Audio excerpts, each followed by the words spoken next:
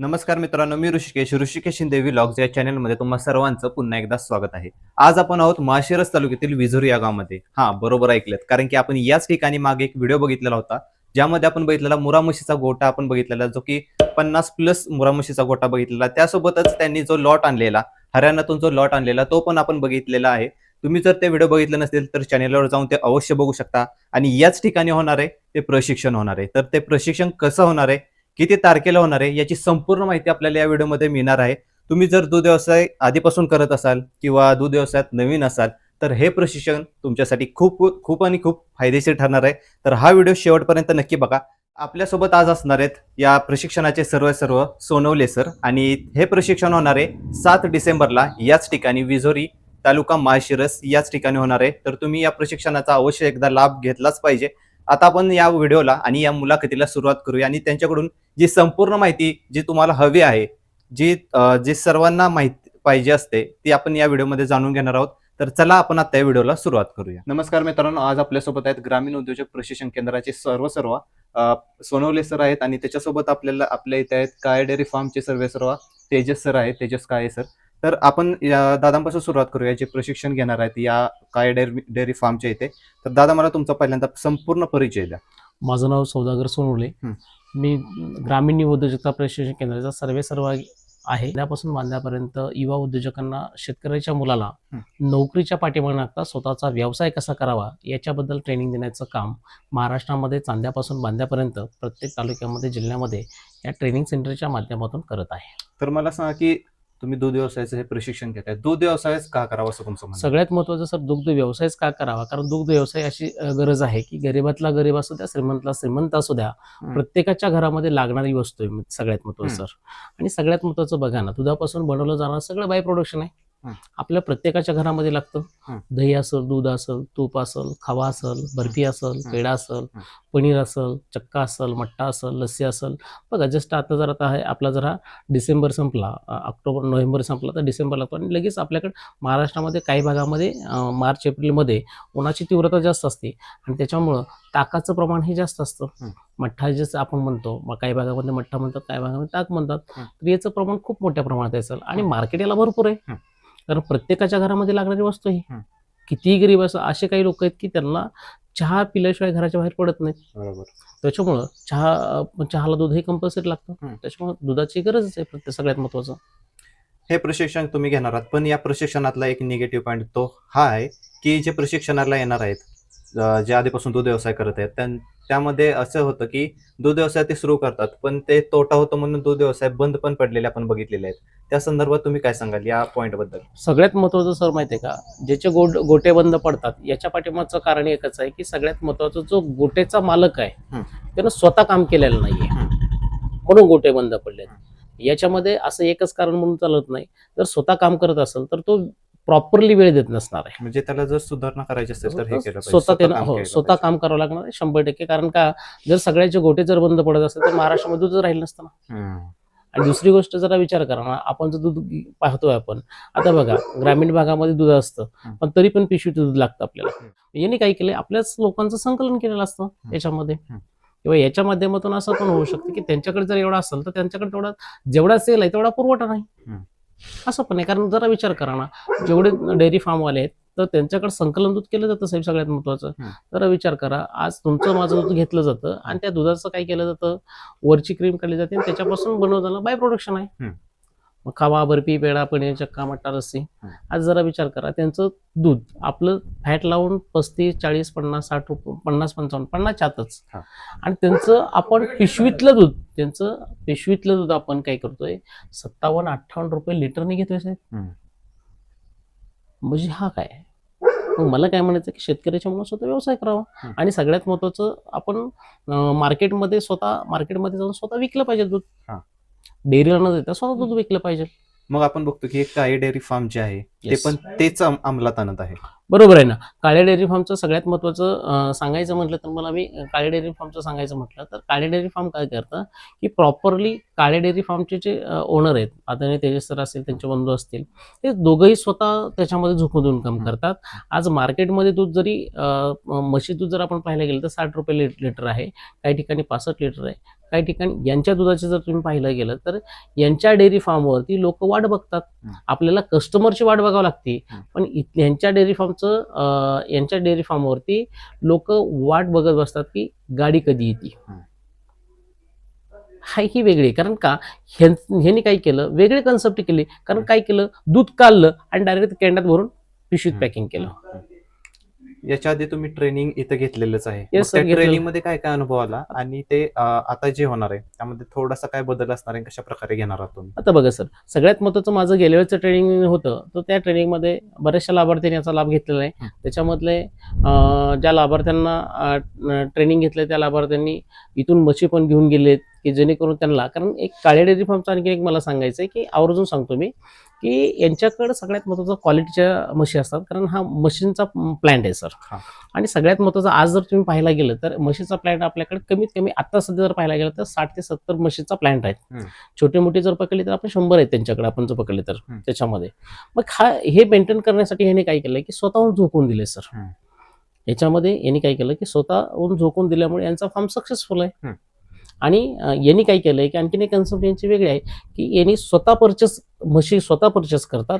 स्वतः परचेस केली, यांना जर आवडली तर ते खरेदी करतात, नाही आवडली ते खरेदी करत नाहीत. आणि समोरच्या देणाऱ्याला, समोरचा जो शेतकरी आहे तो काही व्यापारी नाहीये, कारण त्यांच्यापासून घेणारा जो आहे तो शेतकरीच आहे.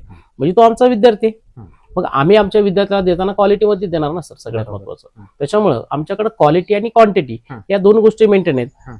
आणि आमच्याकडे आलेली जी म्हैस आहे, हरियाणामुळे येत असेल, जे आमच्याकडे म्हशी येतात, तर आमच्या शेडवरती आल्यानंतर आमच्या शेडमध्ये प्रॉपरली सेट झाल्यानंतरच आम्ही शेतकऱ्याला इश्यू करतो त्याच्यामध्ये. मग हे ट्रेनिंग होणार आहे, त्यामध्ये आपण काय काय शिकवणार आहात? आता ट्रेनिंगच्या जर सिलेबस म्हटलं तर ट्रेनिंगच्या सिलेबसमध्ये सगळ्यात महत्त्वाचं, पहिल्या सिलेबसमध्ये दुग्ध व्यवसायच का करावा हा सगळ्यात महत्त्वाचा टॉपिक आहे सर. दुग्ध व्यवसाय काय करावा त्याच्याबद्दल पूर्णपणे मार्गदर्शन असेल. दुग्ध व्यवसाय करत असताना त्याचं मार्केट कुठं आहे, बाय प्रोडक्शन केलं तर त्याचं मार्केट कुठं आहे त्याच्याबद्दल. कारण बऱ्याच शेतकऱ्यांच्या, आपलं बघा, आपला महाराष्ट्र असं राज्य आहे की याच्यामध्ये शेतकऱ्याला एवढं माहिती आहे की एका दाण्याचे 1000 दाणे कसे तयार करायचे हे माहिती आहे, पण तेच 1000 दाणे झालेत, हे 1000 दाणे मार्केटमध्ये कसे विकायचे हे माहीत नाहीये. कारण त्याच्यामुळे आता जर महाराष्ट्रामध्ये पाहायला गेलं तर व्यापार वर्ग हा मोठा होत चाललाय. आपल्या शेतकऱ्याच्या बाबतीत तेच झाले ना, शेतकऱ्याला उत्पादन करायचं माहिती आहे आणि विकायचं माहित नाही. याच्यामध्ये आपण मार्केटिंग ही कन्सेप्ट आहे त्याच्यामध्ये सर सगळ्यात महत्वाचे. मग हे काळे डेअरी फार्मच तुम्ही का निवडलं? कारण की आपण इतर ठिकाणी पण घेऊ शकला Yes, sir, बरोबर आहे. का निवडलं? आता काळ्या डेअरी फार्म निवडण्याच्या पाठीमागचं कारण एकच आहे, कारण का यांच्या गोट्यावरची सगळ्यात महत्वाची स्वच्छता.